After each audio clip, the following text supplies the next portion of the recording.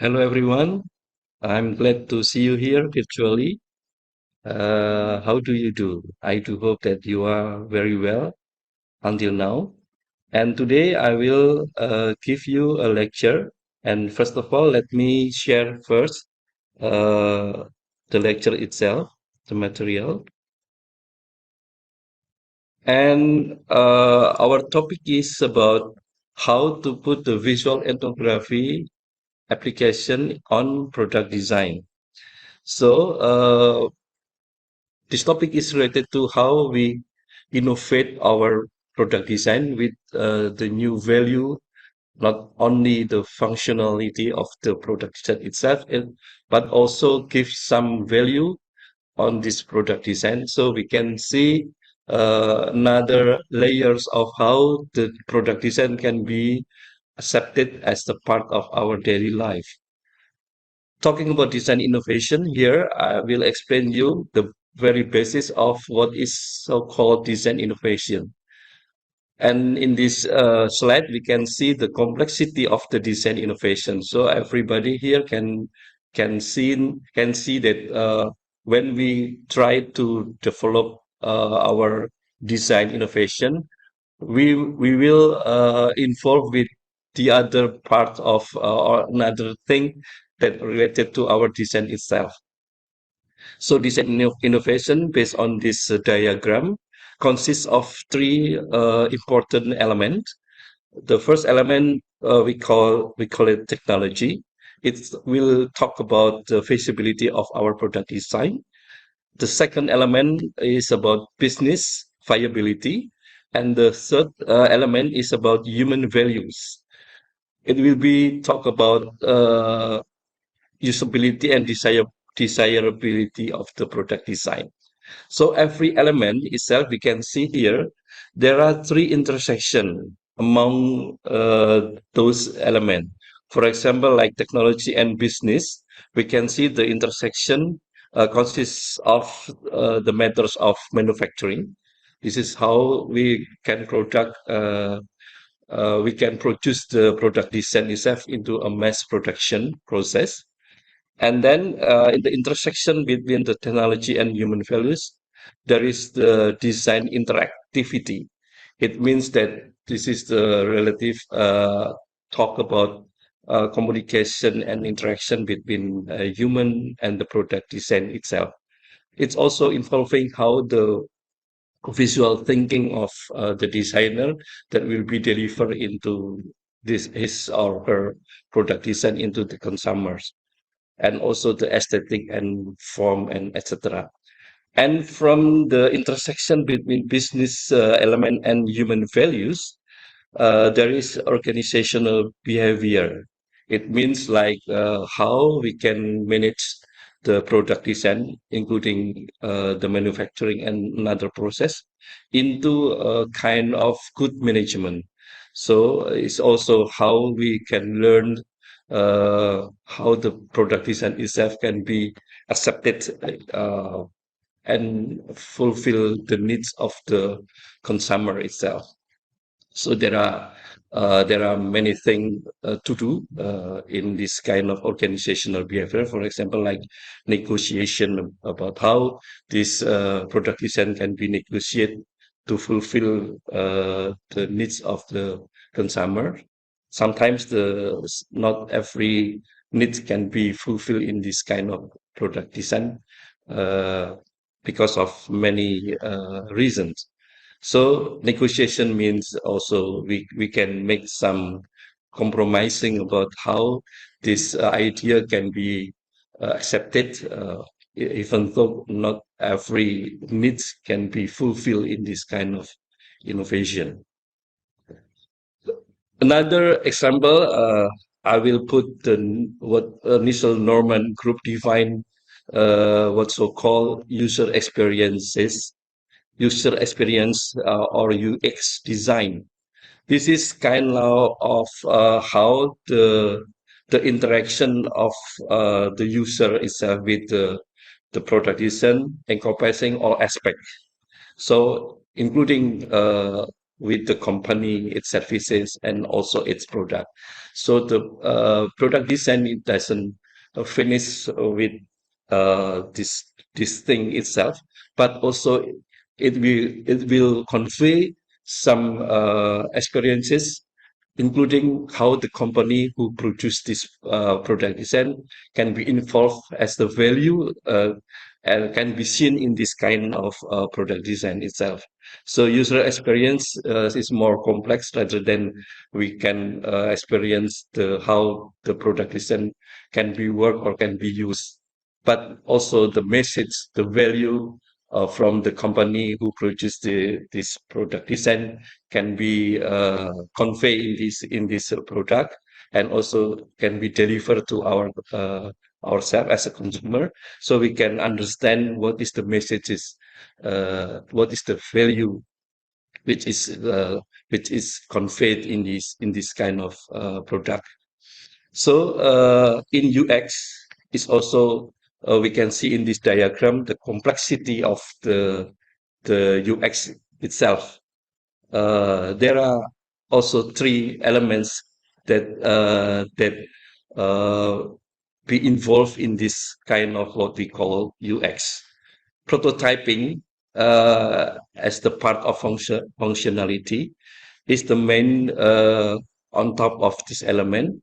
The other one is about business analysis. It's also talking about how the market communication, how the process of putting the value and visibility of this product. And also the other element is regarding visual design development. It means like how it be look and how the consumer can feel about this product. So when we learn more about this complexity of the product design, we can see the idea about the design innovation, and also the idea how we put the visual ethnography itself.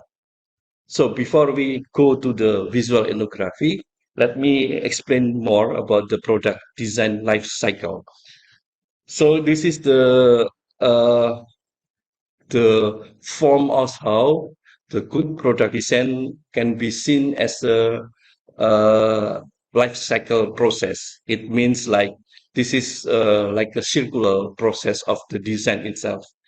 So when we put the process of the product design life cycle, the first process is about how we design the strategy, how to make us to manage the needs of the consumer until we can define what kind of product we will produce to fulfill the needs of the consumer. And also the second process is about discovery, how the analytical review, the content audit of the product, the user interviews, and also surveys.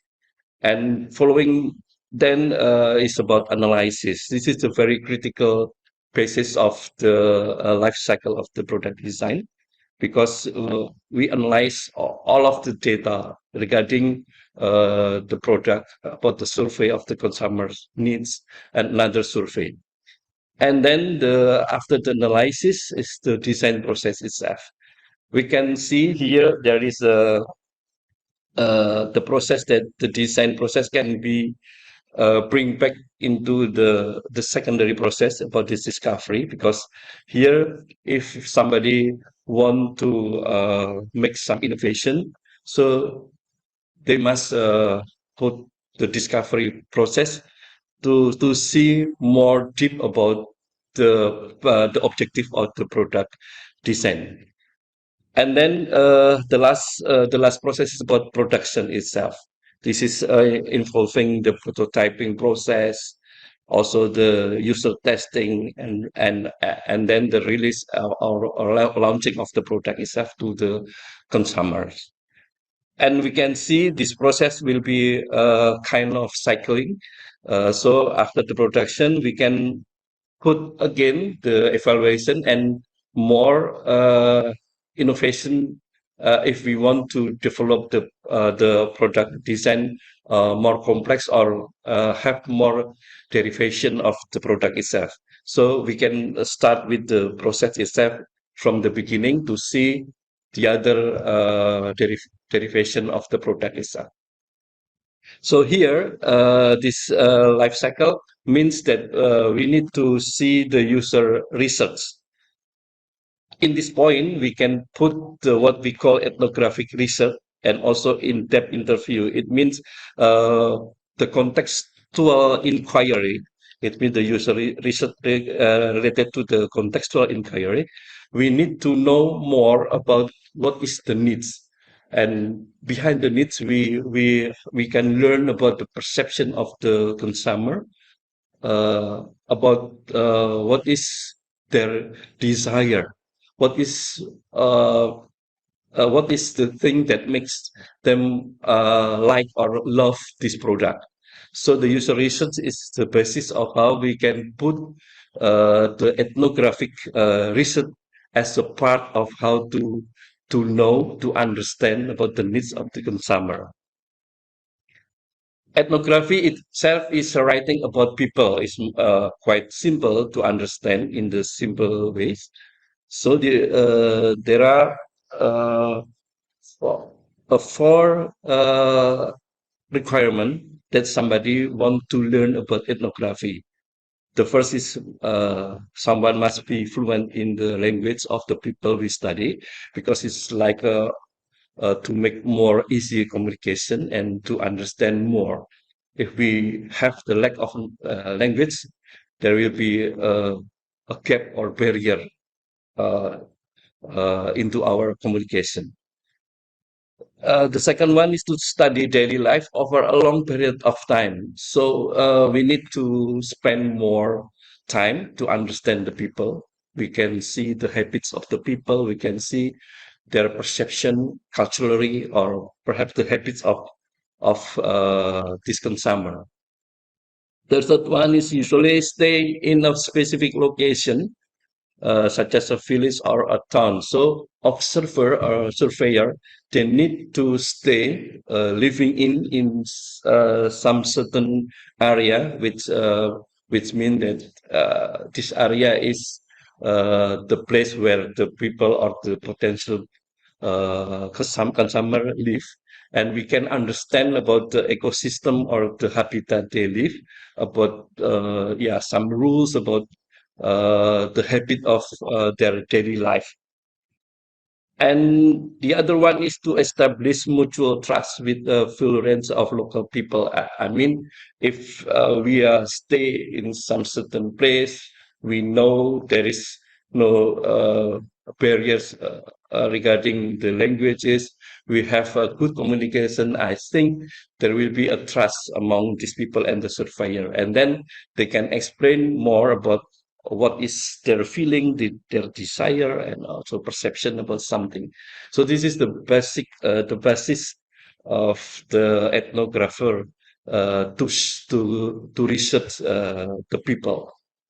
So visual ethnography is about analyzing human behavior through a lens of camera.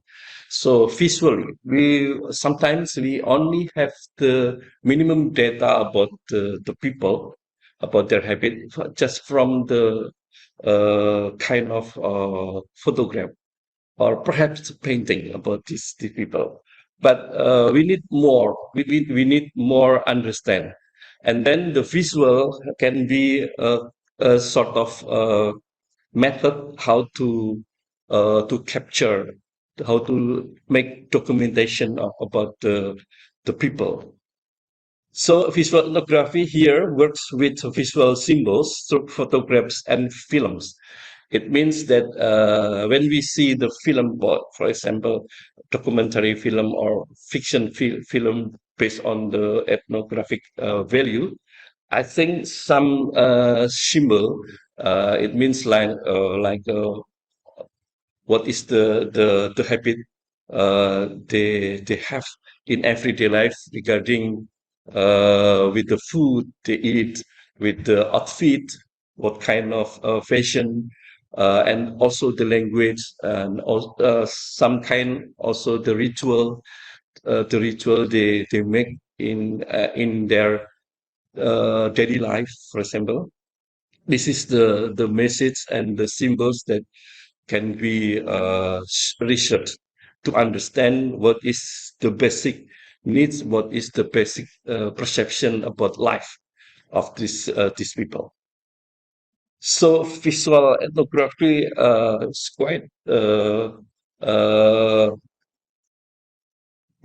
uh, quite simple to be understood from the visual material. For example, from the sketch, from the drawing about the people, about the photos, about the documentary film, for example. Because some researcher needs to understand more about the details of how their cultural expression into what they wear, what they eat, and what they're talking about, and what they do with their life. So, for example, like in this photo, we can see more information about visually, information visually about uh, uh, some unique tradition in this kind of tribes. I think everyone here can see here what is the color they choose. It means that they perhaps they use this kind of color based on what they find in everyday life, and then they produce the kind of natural colors that will be used in their outfit. Here, the fabrics is also quite easily to be recognized as a part of the natural fabric, for example. And yeah, some part of the animals, like here as the ornament of their outfit. Some music instrument here is also part of some kind of wood. And yeah, the other one is about the animal skin and etc. So here, the researcher can see what is the relationship among these people, the certain tribes, with their environment, what they gain from the environment, and they express into their own understanding and perception about the environment, and what is the symbol they express in this kind of photographs. So learning from what kind of outfit they wear here in these photographs can uh, uh, can lead us about the cultural understanding of these people, these certain tribes, and understand about the expression culturally they can produce as their culture. So, for example, the other photo like this, we can uh, we can see from, yeah, the expression of this face, for example, and then the color of his mask here. I think it's quite interesting to see how they want to symbolize and express their own perception about uh, uh, fashion, for example.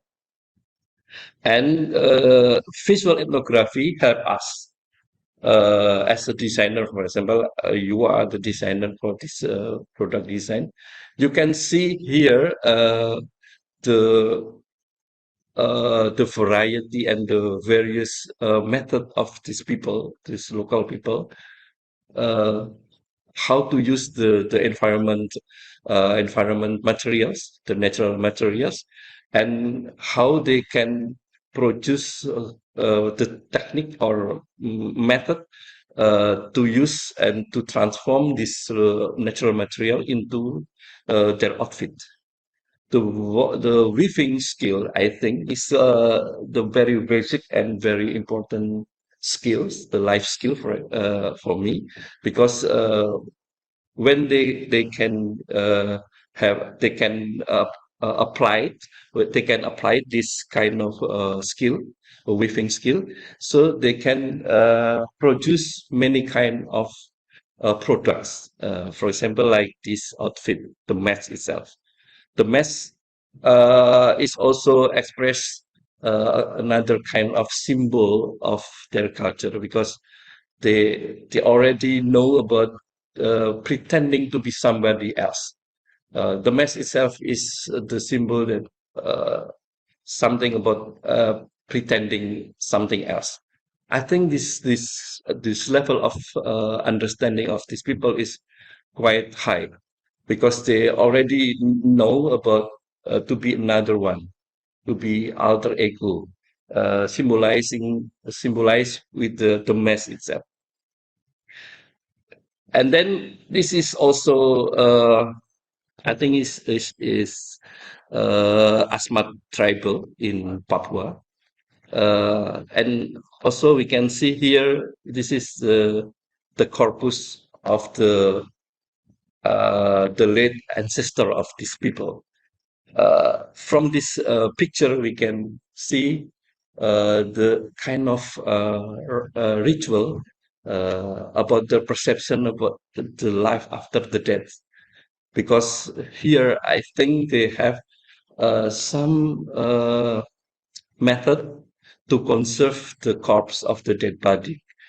And then here also they pretend that this ancestor still alive among this family, because they they provide also the chair for this ancestor.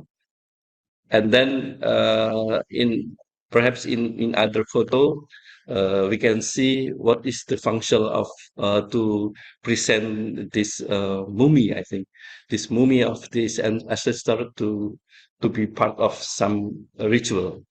So this is the habits of these people, and also these habits can express and give us information about how they conserve about the dead body, for example, here, and also what kind of ritual they produce related to this honoring, or to yeah to express their belief about the life after the death.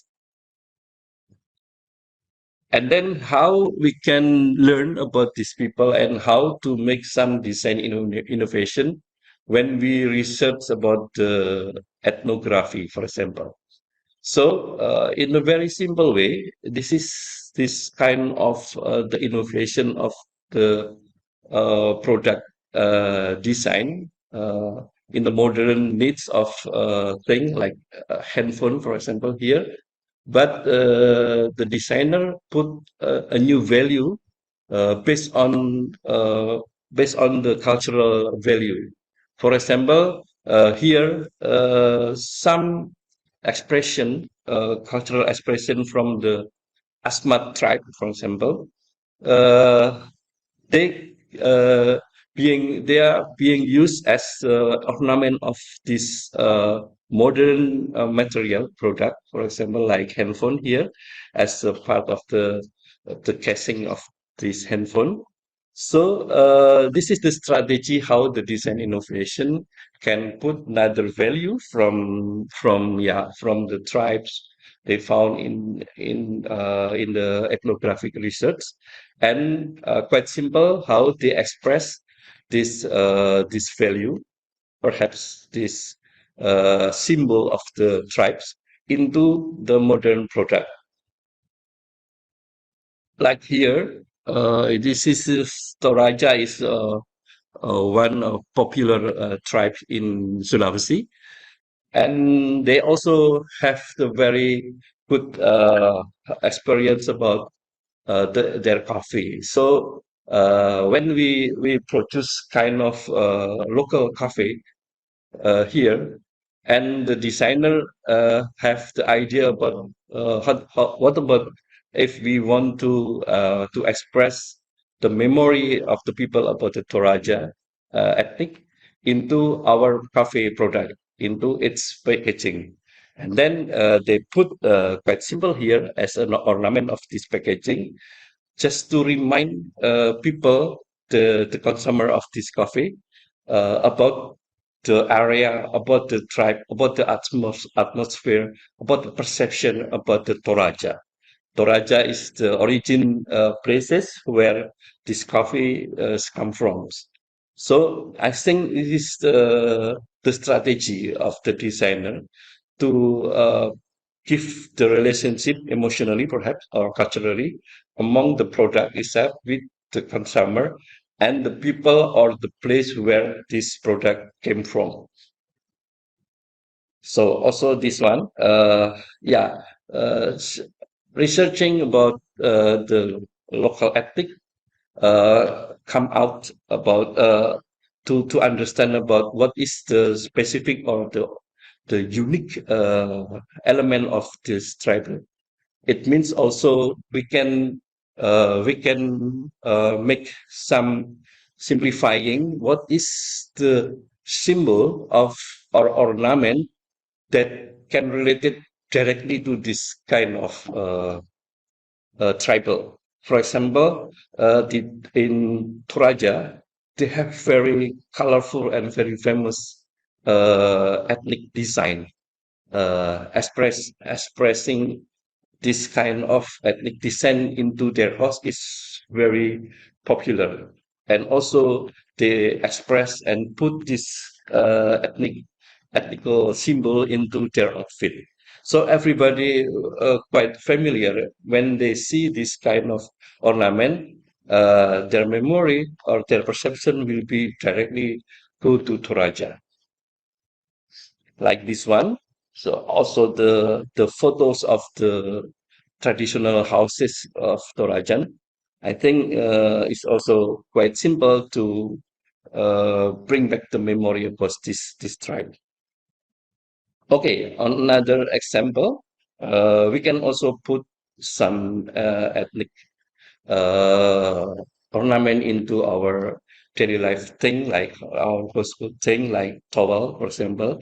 This is quite popular and quite easy to understand people that to give the new value about to this kind of everyday life household thing by using this ornament into their experience, their expression. I mean, this is the hat with the tribal ethnic descent also. Another one is wallpaper. I think is also quite innovative to give the wallpaper with this kind of ornament from the certain ethnic, just to remind into and put or bring back our memory about this ethnic into our interior or our house. Yeah, some ornament very specific and very related to a certain imagination and perception about certain ethnic. I think it's very strong, like the Chinese ornament. Everybody everywhere in the world quite easy to recognize, to notice that this kind of ornament will be related to China. And also Morocco is very famous also with this kind of ornament patterns. And then this is the local product in Jogja. I have a friend in Lawe. They have enterprises which is also put their concern into the cultural product. Here in Lawe, they use the lurik as the part of the traditional uh, fabric from Jogja and also from uh, Jawa Tengah. They they are very famous with this kind of pattern of the lurik, and I think every family also they have and they produce many kind of combination of this pattern. So Lawe put this pattern, the fabric, into everyday life household thing, and this is a strategy how to put the value and how to bring the concern of the people, the consumer of this product, to the story behind this product. So Lave is try to preserve the traditional hand weaving weaving tradition through the production process by Indonesian women. So the storytelling of this product is very important as a value of this product design. The value itself is not only will uh, pushing the uh, the economic value of this product, but also try to bring the people of their concerning about the traditional weaving skill. And then the other one, Lawe tried to combine this conservation culturally into the natural conservation. They produce this kind of ornament pattern with the color of the very uh, conserved birds, because in Indonesia there are several endangered population of these local birds. And then the Lawe try to combine this uh, effort to conserve this bird with their uh, ethnic pattern. And then everyone, when they read the storytelling about this product, they also have the same feeling about how we need to conserve not only cultural thing like this woven skill of lurik, and also but also in the other situation, we need to conserve and to be reminded about the conservation of this bird. So I think this is the very brilliant strategy how to combine complexity of our conservation, not only cultural conservation but also natural conservation. Another one is about the symbol of the local pride, with the local symbol put into the jersey, for example. This is a kind of strategy how to put the value, the local value, into our uh, representative team in the football. I think everyone will be agree that putting the local value into our uh, team will be push our concern together collectively about our local value. For example, here batik from Jogja. Also here batik application into the footwear like the shoes. Another thing, and then many kind of fashion design like jewelry, necklace, and etc. We can quite easily to apply the visual ethnography into this design. Here, some part of Indonesian past ethnographic researcher try to revitalize the local product many centuries long ago to be revitalized into our up-to-date product. So this is kind of searching batik motif from the this statue. The statue is made around 8th or 9th century, or maybe more, 10, I think, etc. Or the other one is about how to put the everyday life wearing clothes like necklace here with the good sense and technique to give more value, not only uh, the quality of this necklace, but also the method how to use the fabric, for example, because it's quite it's not it's rarely people use the fabrics to be a necklace using some gem, for example. Uh, yeah, it's valuable stones. to be combined with the fabric, I think is the new way how to give more tribal product design. So the message of this lecture is when we want to